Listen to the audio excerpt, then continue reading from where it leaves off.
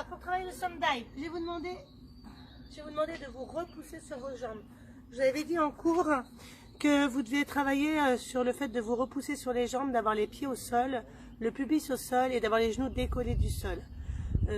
En essayant d'imaginer que vous aviez un mur derrière vous et que vous étiez en train de vous repousser de ce mur. Ça va vous aider à rentrer le ventre parce que le ventre il doit effleurer le sol, il ne doit pas fondre au sol, vous voyez ce que je veux dire. Du coup, ça ce sont les bases. Ensuite, il va falloir trouver les muscles du dos qui travaillent, donc je vais vous décomposer, je vais vous donner plusieurs exercices pour essayer de sentir tous les muscles qui doivent travailler. Et pour arriver après au swim dive, donc c'est pareil, je vous laisse autonome sur le fait de sentir que vous soyez prêt pour l'exercice ou pas. Et que s'il y a des choses que vous ne maîtrisez pas, plutôt que de le faire à tout prix, vous repartez sur les bases et vous essayez de coordonner tout ce qui doit travailler ensemble pour réussir à faire le mouvement. J'ai un petit peu de soleil dans la figure, on a de la chance après tous ces mois de pluie là, on a un beau soleil. C'est parti. Alors,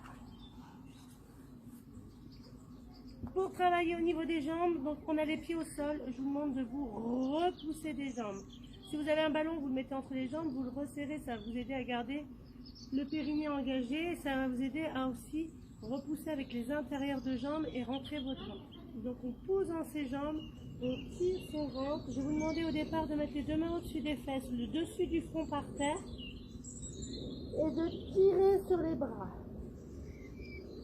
Ensuite vous décollez votre front. Vous gardez le fait de repousser dans les jambes, de tirer votre ventre, d'essayer de tendre vos bras en mettant vos épaules alignées. Les épaules ont tendance à tomber avec la gravité.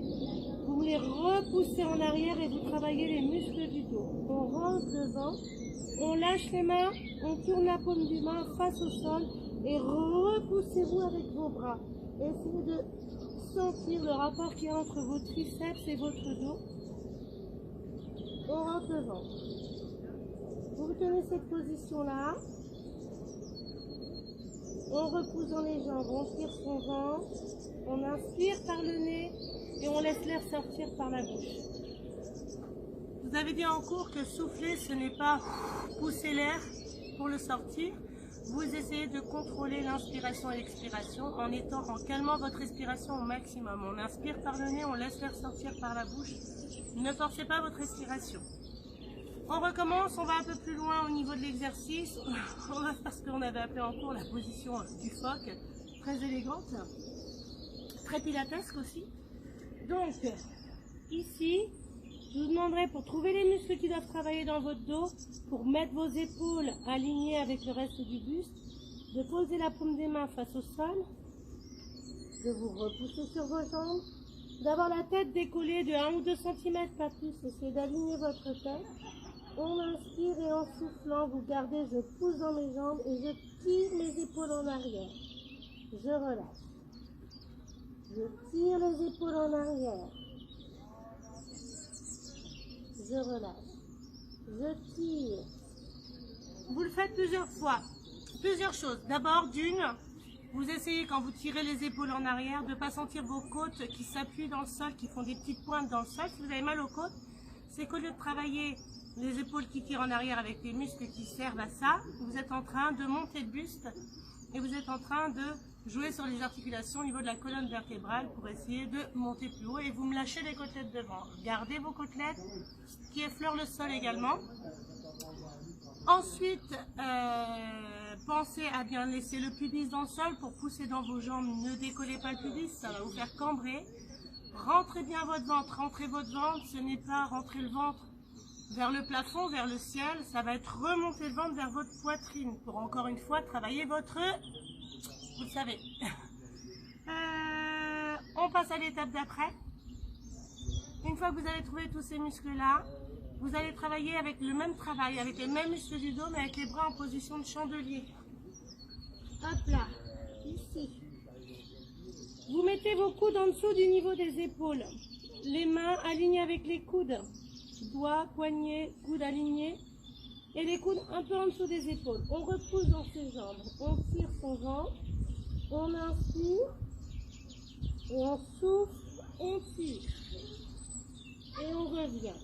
Travaillez-moi vos côtelettes devant. Ne me faites pas un lâcher de côtelettes devant. On inspire et on souffle.